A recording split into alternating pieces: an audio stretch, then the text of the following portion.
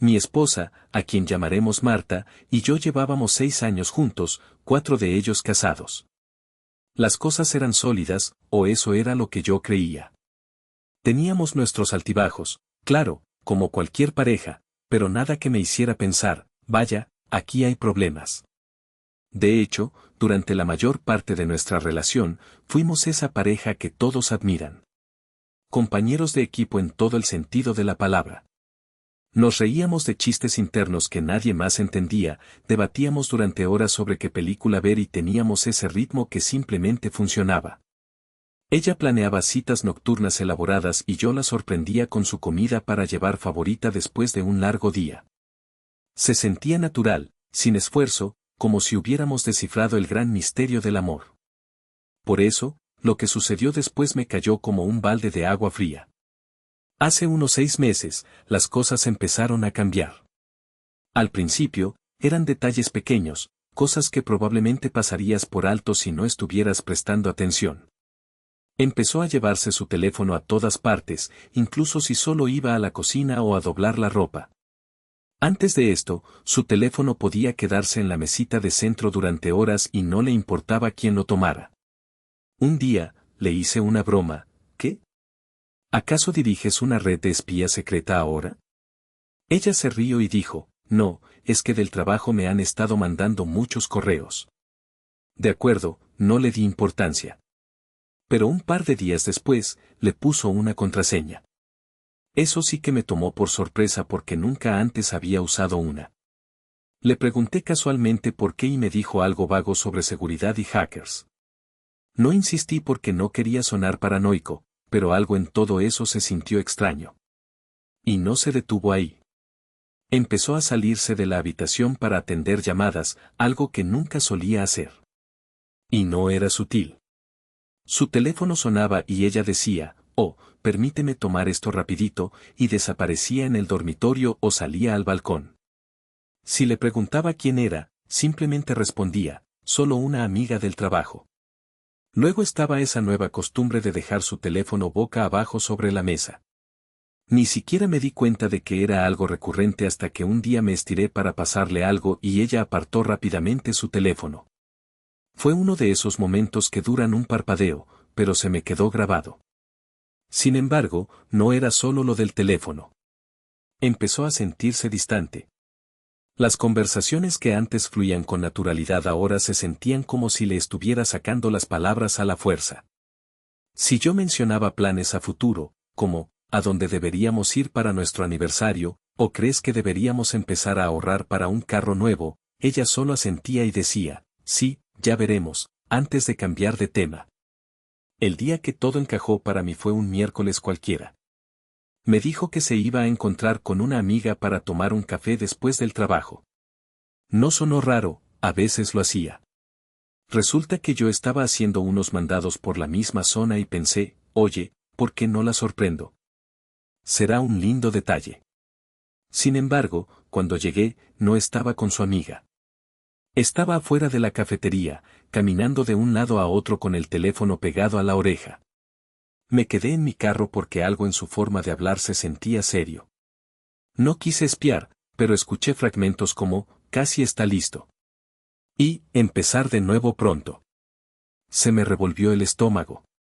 No podía entender a qué se refería, pero no sonaba a cosas del trabajo ni a drama de amigas. Sonaba a algo más grande, como algo que había estado planeando. Cuando llegó a casa más tarde, le pregunté cómo le había ido en su café, tratando de mantener un tono casual. Me contó toda una historia sobre su amiga quejándose del último error de su novio. Siguió hablando de cómo le estaba dando consejos y siendo una buena oyente. Yo asentía, fingiendo creerle, pero mi cerebro trabajaba a toda velocidad. Estaba interpretando demasiado las cosas, pensando de más, o había algo más profundo sucediendo. No podía quitarme la sensación de que algo andaba mal, algo que no me estaba diciendo. Las cosas siguieron así por unos días más. Empecé a observar su comportamiento más de cerca, no porque quisiera atraparla en algo, sino porque necesitaba darle sentido a lo que había visto y oído. No actuaba de manera sospechosa de forma obvia, pero eran las pequeñas cosas las que no cuadraban. Y entonces, de la nada, sacó el tema de nuestras finanzas. Estábamos cenando una noche, una comida normal de entre semana. Platicábamos de cosas al azar, su trabajo, una nueva serie que quería ver, cuando dijo, ¿sabes? Realmente deberíamos organizar todas nuestras cosas financieras, mostrándome su sonrisa más inocente. Fue un comentario tan fuera de lugar que me le quedé viendo por un segundo. ¿A qué te refieres?, le pregunté. Ella se encogió de hombros. Solo pienso que deberíamos tener todo en un solo lugar, ya sabes, como toda la información de nuestras cuentas, contraseñas, documentos, ese tipo de cosas. Solo en caso de emergencias. No supe qué decir. Esto no era algo de lo que hubiéramos hablado antes, y el momento se sentía extraño considerando todo lo demás que había notado. ¿Qué tipo de emergencias?, pregunté, tratando de mantener mi tono casual. Ella se encogió de hombros de nuevo. ¿No es simplemente algo inteligente? ¿Qué pasa si a uno de nosotros le sucede algo? ¿O si necesitamos tomar una gran decisión financiera rápidamente? Su explicación tenía sentido en la superficie, pero algo en la forma en que lo dijo me puso en alerta. Sonaba demasiado ensayado, demasiado pulcro, como si hubiera estado esperando el momento adecuado para mencionarlo. Asentí y murmuré algo como, sí, supongo que es una buena idea, pero por dentro, las alarmas estaban sonando. ¿Por qué ahora? ¿Por qué de repente preocuparse por organizar nuestras finanzas cuando siempre habíamos mantenido las cosas separadas y de forma relajada? Esa noche, mi mente no dejaba de reproducir su comentario, tratando de armar el rompecabezas de lo que podría significar. ¿Era esto solo una cosa normal de adultos y yo estaba exagerando? Pero luego pensé en las llamadas telefónicas, en la conversación que escuché en la cafetería y en lo distante que había estado últimamente. Todo empezó a sumar, y no me gustaba la imagen que se estaba formando. Un par de días después, volvió a mencionarlo. Estábamos en la cocina. Yo me estaba preparando un sándwich y ella estaba navegando en su teléfono cuando de repente dijo, ¿has pensado más en lo de organizar las cosas del banco? Por ejemplo, ¿sabes dónde están todos los detalles de las cuentas? Dejé el cuchillo y me volví para mirarla. De acuerdo, ¿qué está pasando?, le pregunté, tratando de mantener mi tono ligero pero firme. Has estado mencionando mucho las finanzas últimamente. ¿Hay algo de lo que necesitemos hablar? Finalmente levantó la vista de su teléfono, sorprendida, como si no esperara que la presionara. No, no pasa nada, dijo rápidamente, con una pequeña risa. Solo creo que es importante, eso es todo. Ya sabes, para emergencias. ¿Emergencias como cuáles? Se encogió de hombros, su rostro ilegible. No lo sé. Cosas de la vida. No es gran cosa, te lo prometo.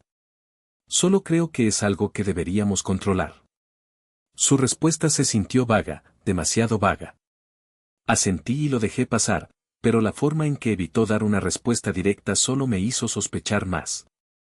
Al día siguiente, mientras ella estaba en el trabajo, decidí echar un vistazo más de cerca a nuestra situación financiera. Abrí nuestra cuenta conjunta en línea y noté algo extraño. Se habían hecho algunas transferencias pequeñas durante el último mes. Nada enorme, solo pequeñas cantidades que no parecían tener un propósito claro. No estaban etiquetadas para facturas o compras del súper ni nada por el estilo.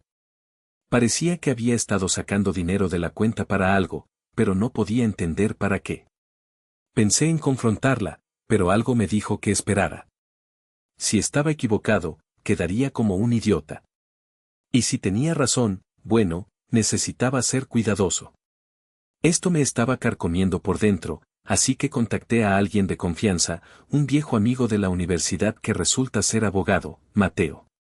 Le conté lo que había notado, tratando de no sonar como un teórico de la conspiración. Mira, dijo después de que le expliqué todo. No digo que definitivamente esté pasando algo, pero no estás loco por querer estar preparado. Si te preocupa proteger tus activos, ahora es el momento de hacerlo. Más vale prevenir que lamentar. Me dio un resumen de lo que podía hacer. Pasos sencillos para asegurarme de que mis finanzas estuvieran seguras si algo estaba ocurriendo. La idea de tomar una acción así se sentía extrema. Se sentía como si estuviera planeando para algo terrible cuando ni siquiera estaba seguro de que algo anduviera mal. Pero mientras más lo pensaba, más sentido tenía. Si ella realmente estaba tramando algo, y comenzaba a creer que sí, necesitaba protegerme. Tomar esa decisión no fue fácil. No se trataba solo de dinero o bienes. Se trataba de la vida que habíamos construido juntos. No dejaba de revivir recuerdos en mi cabeza, el día de nuestra boda, las veces que nos quedamos despiertos hasta tarde hablando de nuestros sueños, las pequeñas bromas que compartíamos. ¿Cómo habíamos llegado a esto? ¿Realmente a esto se había reducido nuestro matrimonio? La idea de dar estos pasos se sentía como admitir la derrota, como si estuviera renunciando oficialmente a la confianza que una vez tuvimos. Esa tarde, mientras ella estaba fuera, me senté en mi escritorio y abrí mi laptop. Me temblaban las manos mientras abría el navegador y comenzaba a revisar todo. Cuentas bancarias, cuentas de inversión, la escritura de la casa. Cada documento que revisaba se sentía como una traición, pero la voz persistente en mi cabeza me recordaba que esto era sobre supervivencia, no sobre sabotaje. No estaba tratando de lastimarla. Simplemente no podía quitarme la sensación de que si no actuaba ahora, me arrepentiría más tarde. Hice una lista de todo lo que podía transferir y cómo hacerlo sin levantar sospechas. Mientras escribía, sentí un peso aplastante en el pecho. Había confiado en ella completamente durante años. Y ahora aquí estaba, jugando a la defensiva contra la persona que pensé que siempre me cubriría las espaldas. Entonces llamé a mi mamá. No le conté todo, solo lo suficiente para explicar por qué necesitaba su ayuda. Necesito que guardes algunas cosas para mí por un tiempo.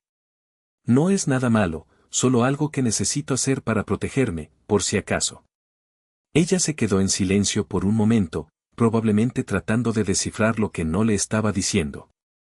¿Estás bien?, su voz llena de preocupación. Sí, mentí. Es solo una precaución. Nada de qué preocuparse.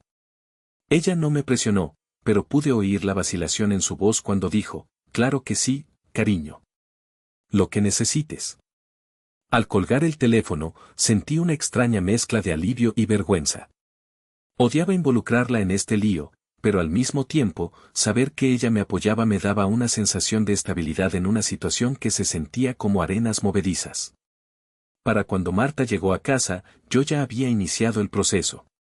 Transferí la mayoría de mis activos, nuestros ahorros, mis inversiones, incluso la casa, a un fideicomiso a nombre de mi madre.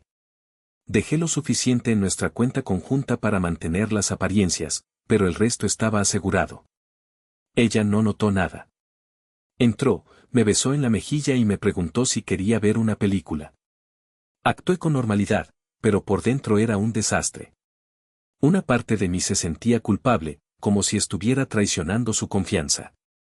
Pero otra parte de mí se sentía aliviada, como si finalmente estuviera tomando el control de una situación que se me había estado yendo de las manos. Durante los siguientes días, mantuve las cosas lo más normales posible. No quería darle pistas de que algo había cambiado. Ella parecía contenta, incluso inusualmente alegre a veces. Pero en lugar de tranquilizarme, eso me hizo sospechar más. Si estaba planeando algo, estaba haciendo un trabajo de experta para ocultarlo. Lo que sí destacó, sin embargo, es que no volvió a mencionar las finanzas. Ni una sola vez después de que la cuestioné la última vez. Era como si el tema hubiera desaparecido por completo de su mente. Al principio, pensé que tal vez había exagerado y ella lo había dejado porque realmente no era tan importante. Pero cuanto más lo pensaba, más sentía que lo estaba evitando.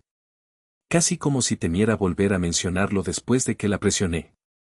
2 semanas pasaron y las cosas parecían normales. Demasiado normales, de hecho. Actuaba más cariñosa, incluso iniciaba conversaciones sobre cosas triviales como el trabajo o que deberíamos cenar. Me desconcertaba, porque durante meses había estado distante. Una parte de mí comenzó a preguntarse si había estado exagerando todo el tiempo. Pero entonces, un viernes por la noche cualquiera, me hizo sentarme en el sofá, apagó la televisión y dijo, tenemos que hablar. Mi estómago se hundió de inmediato. Sabía lo que venía antes de que lo dijera. Creo que deberíamos divorciarnos, dijo, su tono tan tranquilo que parecía ensayado. No era enojado ni emocional, era simplemente frío, como si me estuviera diciendo que se nos había acabado la leche. La miré fijamente, sin saber cómo responder mientras ella se lanzaba a su razonamiento. Habló de necesitar espacio, de querer encontrarse a sí misma, de sentir que había perdido su identidad en el matrimonio. Frases cliché de ruptura que en realidad no explicaban nada. Pero entonces dijo algo que me golpeó de manera diferente. Sabes, he hecho muchos sacrificios por ti a lo largo de los años, y no creo que realmente los aprecies. Merezco más. Esa última parte dolió. No se trataba solo de que ella quisiera irse. Se trataba de que enmarcaba esto como si yo le debiera algo. Que todo esto era mi culpa, y ella solo estaba reclamando lo que era legítimamente suyo. Me quedé sentado, tratando de procesar lo que estaba diciendo. Pero una nueva pregunta seguía surgiendo en mi mente. ¿Por qué ahora? Luego soltó una frase que hizo que todo comenzara a encajar. Un amigo me ha estado ayudando a ver las cosas con más claridad, dijo, sin mirarme a los ojos. ¿Un amigo? Me mantuve en silencio, dejándola hablar, pero mi mente corría a 1000 por hora. ¿Quién era este amigo? ¿Por qué estaba involucrado en mi matrimonio? La forma en que lo dijo no fue casual. Sonaba como si alguien la hubiera estado animando, convenciéndola de que dejarme no era solo una opción, sino una especie de estrategia que necesitaba ejecutar. Y mientras más hablaba de cómo merecía más por sus sacrificios, más no podía creer lo que estaba escuchando. ¿Sacrificios? ¿Qué sacrificios?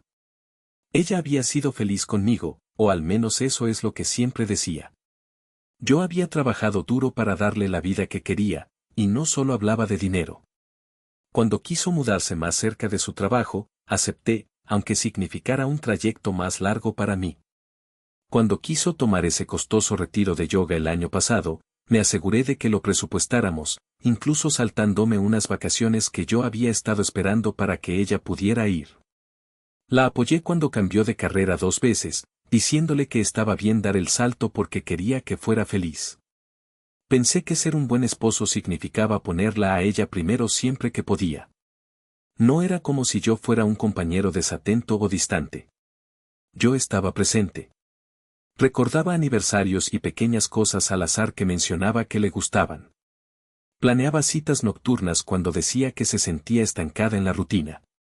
Escuchaba sus desahogos sobre el trabajo, sus amigos, su familia. No siempre lo hacía bien, pero siempre lo intentaba. Eso es lo que hizo que su frase de merezco más doliera tanto. No me la creí. Ni por un segundo. No la presioné en ese momento. En cambio, asentí y dije algo neutral como, si así es como te sientes, supongo que deberíamos ver los siguientes pasos. Pareció sorprendida de que no estuviera discutiendo o rogándole que se quedara, pero no me importó. Mi enfoque ya había cambiado. Necesitaba saber quién o qué estaba detrás de este repentino y calculado cambio en su comportamiento. Para el lunes, ya había recibido los papeles del divorcio. Y déjenme decirles, no se trataba solo de terminar la relación. Se trataba de quitarme todo. La mitad de la casa, mis ahorros, mis inversiones, el carro. Lo quería todo, además de algunas cláusulas vagas sobre una pensión compensatoria que no tenían sentido dado su sólido ingreso. Era como si estuviera bateando para jonrón, esperando que yo me rindiera y le entregara todo por lo que había trabajado. Así que empecé a cavar. Comencé con sus redes sociales. No me había bloqueado. Y aunque no publicaba a menudo, revisé sus fotos etiquetadas y comentarios, buscando a alguien nuevo. Fue entonces cuando noté un patrón. Alguien llamado Javier seguía dando me gusta y comentando en sus publicaciones. Nada inapropiado, solo lo suficiente para hacerme dudar. Hice clic en su perfil y era público. Al principio no parecía gran cosa, un tipo de unos 30 y tantos que trabajaba en marketing. Pero mientras me desplazaba, noté algo extraño. Había publicado una foto en la misma cafetería donde la había visto semanas atrás, el mismo día que la escuché hablar de empezar de nuevo. Mi estómago se revolvió mientras seguía bajando. Había más pistas sutiles. Un comentario en una de sus publicaciones que decía, tú puedes con esto. Y una selfie que publicó desde lo que parecía ser su nuevo departamento. Nada de esto era una prueba concreta, pero era suficiente para hacerme sospechar. Decidí llamar a una de nuestras amigas en común, Elena. Al principio, parecía reacia, esquivando mis preguntas con respuestas vagas. Cuando la presioné un poco más, terminó la llamada abruptamente, dejándome más sospechoso que nunca. Me quedé sentado, frustrado. Entonces, para mi sorpresa, Elena me devolvió la llamada. Me dijo que necesitaba asegurarse de que lo que dijera no llegaría a oídos de Marta. Se lo prometí. Y después de una larga pausa, finalmente me contó lo que sabía. Aparentemente, mi esposa había estado pasando mucho tiempo con alguien llamado Javier, alguien que había conocido a través del trabajo. Elena dijo que no sabía mucho más, pero por lo que había oído, Javier estaba profundamente involucrado en los consejos que mi esposa estaba recibiendo sobre el divorcio. Escuchar ese nombre fue como si una pieza del rompecabezas encajara en su lugar. Ahora estaba claro que esto no se trataba solo de que ella necesitara espacio o se encontrara a sí misma. Alguien más estaba en la foto, dirigiendo sus decisiones, y yo estaba decidido a averiguar por qué. Decidí confrontarlo a mi manera. Ese fin de semana, conduje hasta su edificio de departamentos y me estacioné a una cuadra de distancia. Efectivamente, un par de horas más tarde, ella salió del edificio con Javier. No se tomaron de las manos ni nada, pero la forma en que caminaban juntos, cercanos, inclinándose para hablar, fue suficiente. Se subieron al carro de él y se fueron, dejándome allí sentado, mirando el espacio donde habían estado. En ese momento, quedó claro que no solo se había desenamorado de mí. Había estado planeando su salida con otra persona. Y ahora todo tenía sentido. La repentina distancia, las preguntas financieras, las exigencias agresivas y los papeles de divorcio. No solo me estaba dejando. Estaba planeando dejarme sin nada. Y tenía a alguien respaldándola en cada paso del camino. La primera sesión de mediación fue tensa. Desde el momento en que entramos, su abogado apareció con una carpeta tan gruesa que parecía que estaban demandando a una gran multinacional. Comenzó a repasar sus demandas como si fueran completamente razonables. La mitad de la casa, los ahorros, mis inversiones, el carro, incluso algunas tonterías adicionales sobre la pensión compensatoria. Me mantuve en silencio, fingiendo escuchar, pero estaba esperando que mi abogado hiciera su jugada. Cuando finalmente fue nuestro turno, él, con toda la calma del mundo, deslizó una pila de documentos sobre la mesa y dijo, antes de continuar, creo que es importante que todos revisen esto. El abogado de ella tomó los papeles, hojeándolos. Su actitud de confianza cambió rápidamente mientras pasaba las páginas, sus cejas se fruncían más con cada una. ¿Qué es esto?, preguntó, levantando la vista. Estos documentos muestran la transferencia de todos los activos principales a un fideicomiso a nombre de la madre de mi cliente, explicó mi abogado, Mateo, con voz firme. Las transferencias se completaron varias semanas antes de la solicitud de divorcio, y el fideicomiso es totalmente legal e irrevocable. La sala quedó en completo silencio. Su abogado se volvió hacia ella, su confusión ahora mezclada con frustración. No mencionaste esto, dijo secamente. Ella le arrebató los papeles de las manos y los revisó, su cara se puso roja. Esto no puede ser real, murmuró, mirando las firmas notariadas y las fechas. Luego se volvió hacia mí, su expresión cambiando de la incredulidad a la furia. Planeaste esto, siseó, mirándome como si hubiera cometido un crimen imperdonable. Sabías que iba a solicitar el divorcio, y preparaste esto para fastidiarme. No respondí. Solo me quedé sentado, dejando que ella misma atara los cabos. Su abogado, ahora visiblemente molesto, le pidió a Mateo que explicara más.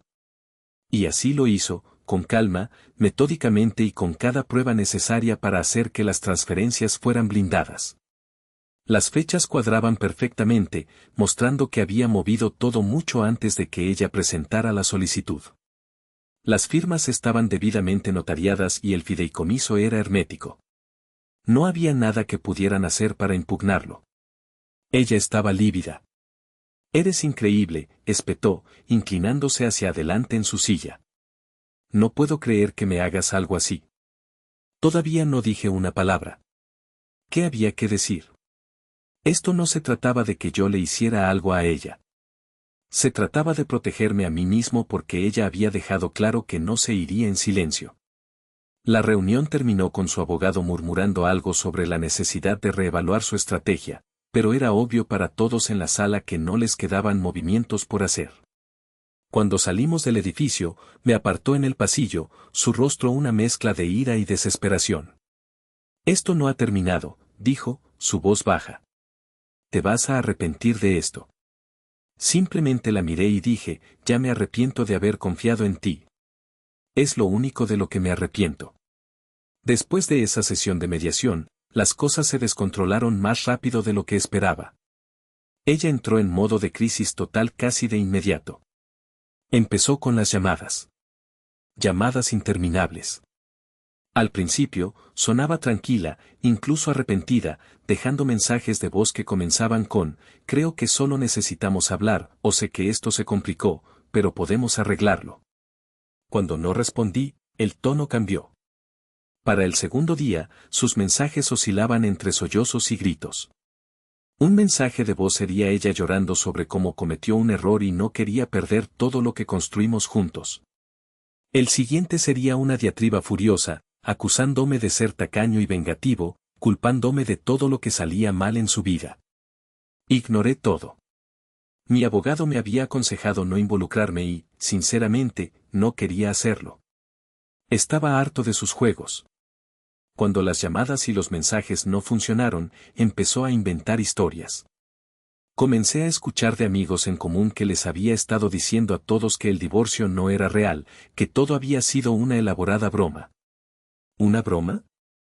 Quiero decir, ¿quién creería eso? No tardaron en aparecer las grietas en su historia. La verdad salió a la luz gracias a uno de nuestros amigos en común, vamos a llamarlo, bueno, era mi amigo Mateo, mi abogado, quien recibió la información. Él me llamó y me dijo que tenía algo que necesitaba ver. Me mostró una serie de mensajes de texto entre ella y Javier. Resulta que un conocido de Javier se había sentido incómodo con la situación, especialmente cuando Javier comenzó a jactarse de cómo la estaba ayudando a asegurar su futuro. No tardó en darse cuenta de que asegurar su futuro significaba intentar desangrarme. Sintiéndose culpable, tomó capturas de pantalla y se las pasó a un contacto que finalmente me las hizo llegar a través de Mateo. Los mensajes eran brutales. Ella no solo se desahogaba con Javier. Estaba planeando activamente sus próximos movimientos con él, y él la estaba entrenando. Uno de los mensajes de ella decía, «Una vez que el acuerdo esté listo, tendremos todo lo que necesitamos. Solo necesito que él acepte los términos». La respuesta de Javier, «No te eches para atrás. Hazlo sentir culpable si es necesario. Te lo debe. Empezaremos de nuevo en cuanto tengas el dinero». Los textos se extendieron rápidamente entre nuestros amigos. De repente, su narrativa ya no se sostenía. Las personas que habían sido neutrales o incluso la habían apoyado comenzaron a alejarse. Incluso sus aliados más cercanos empezaron a distanciarse. Para cuando se finalizó el divorcio, ella no tenía nada más que sus pertenencias personales. Su abogado la abandonó discretamente al darse cuenta de que no había base legal para continuar. En cuanto a Javier, pareció desvanecerse en el momento en que las cosas comenzaron a desmoronarse. Sin él, la confianza de ella se desplomó. Las llamadas y los mensajes continuaron, pero ahora eran más desesperados.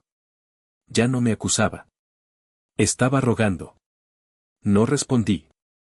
No podía. El daño estaba hecho. Incluso su hermano me contactó en un momento dado, disculpándose. No sabía lo que te estaba haciendo, admitió. En cuanto a mí, me quedé con la casa, mis ahorros y algo que no había sentido en mucho tiempo, paz mental. Mi mamá, como siempre, fue mi roca. Vino con botes de pintura y una lista de ideas para ayudarme a reclamar el espacio como mío. Ahora la vida se siente como si finalmente fuera mía de nuevo. No más dudas, no más traición, solo paz. Ella es un capítulo de mi pasado, uno que ya no releo. Y por lo que a mí respecta, el resto de la historia es completamente mía para escribirla.